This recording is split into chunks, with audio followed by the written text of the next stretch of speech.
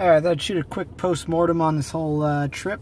I ended up getting back a little bit after midnight, after I got all my groceries and stuff. But, yeah, and I don't quite have it fully charged. I only got back up to 140 after charging all night, because I only got a 120 plug in my garage. But, yeah, so the whole trip was about 1,974 miles.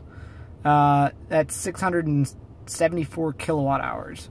That's about as much as my house would use. I have a 1,050 square foot, really poorly insulated house, but we got gas heat, so that really isn't a big effect of it. But I think average is around 750 kilowatt hours in a month. So this was just over a little over a week, and I racked up just as much because driving is pretty energy intense. But just kind of give you an idea that 674 kilowatts, I only charged probably 70 of those on diesel, which is, about 45 miles per gallon. The rest of that was all through the supercharger network. And so you're just kind of working that backwards of just assuming all 674 was through superchargers. That was about 100, at residential energy rates, 110 or $101. That'd be residential energy rates of 15 cents a kilowatt hour. Now I'm assuming Tesla gets a lot better deal when they're have a couple chargers at each area that can do 100 kilowatts each. So I'd imagine they probably have closer to commercial, which I know we're kind of in a rural area with our manufacturing place. We have a machine shop and also a retail business. And that's like 10 to 12 cents. And I think it's as low as 8 depending on the season. So, you look at it that way. Well, 15 cents, I saved $100. Well, at 8 cents, I only saved $50 by, getting my car a little bit earlier for the supercharging. So, maybe free supercharger maybe wasn't worth the rush. But, yeah, overall, I think the trip went pretty well. Not really any big issues. The only thing I was bummed about is not having autopilot, but really the first half of my trip would have been really easy to do, if I just did it a week later, because I would have had autopilot the whole way. Yeah, I mean, there's always going to be the restrictions of, well, you can only charge so many places fast, because it takes quite a bit to charge, like it's just big infrastructure. Not everyone's got a 40 amp, 240 volt plug that you can just plug into easily. I mean, that's 30 miles an hour, but if you really want to charge from way down, you're going to have, it's going to take you all night to charge that. So, yeah, it's not really the best thing. Looks like my brother just pulled in over there. But, really, the supercharger network, if you're going to any destination worth going to, you're probably going to be able to get there. Now, if you go way off the beaten path, you better hope you have somebody that you can plug into and you have some time to charge back up. But, yeah, I really don't think that there's anything,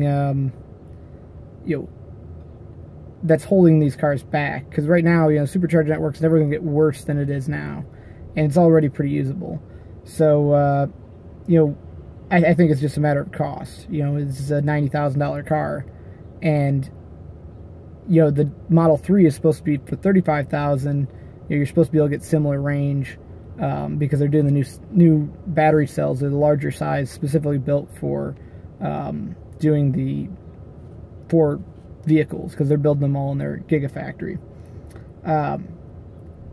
It's just a matter of time, and that's what I think it is, because this thing gets up and goes. I never worry about anything. Didn't have to stop at gas stations. I guess that's one thing, but I did have to charge up, more so than I didn't have to fill up with a car.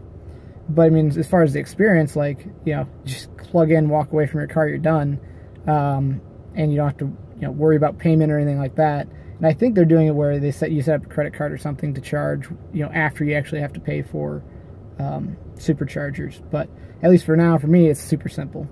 And yeah, the auto drive features, just using them for the few miles that I did, give it 5-6 months is going to be even better, and I bet they'll have less, you know, grab the steering wheel, pay attention warnings than they did before, just because it's gotten so good that they have enough confidence that, you know, they'd rather their customers more value the feature than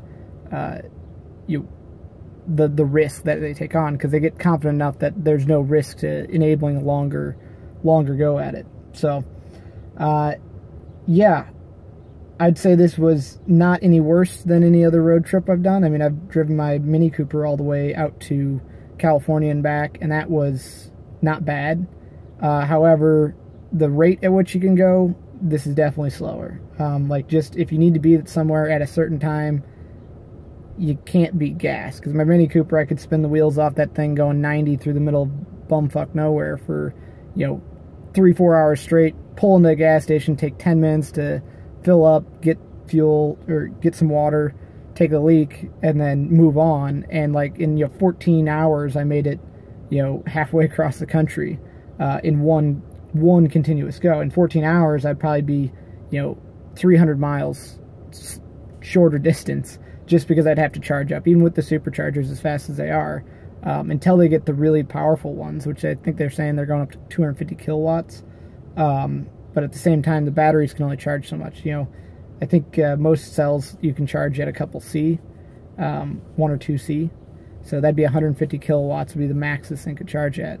But it might also be another thing that they won't charge at that with the smaller packs, because they know that's going to damage the cells over time. And when it's on their warranty, they're all about caring about the cells and not so much about the convenience of your charging and whatnot. I mean, obviously that's a selling point, but at some point it's a cost differential thing that they just got to do what's most economically valuable to everyone. But yes, I'd still say this is an awesome car, and just having even the traffic aware cruise control was a lot easier, because you sit there, fuck around on your phone on the 4 lanes, and coming up on somebody, you don't have to worry about rear-ending anyone. I mean, obviously, you probably still want to pay attention in rush hour traffic, because I have never gotten into the situation where it's trying to stop really quickly because, you know, someone's way up short and there's no one right ahead of me.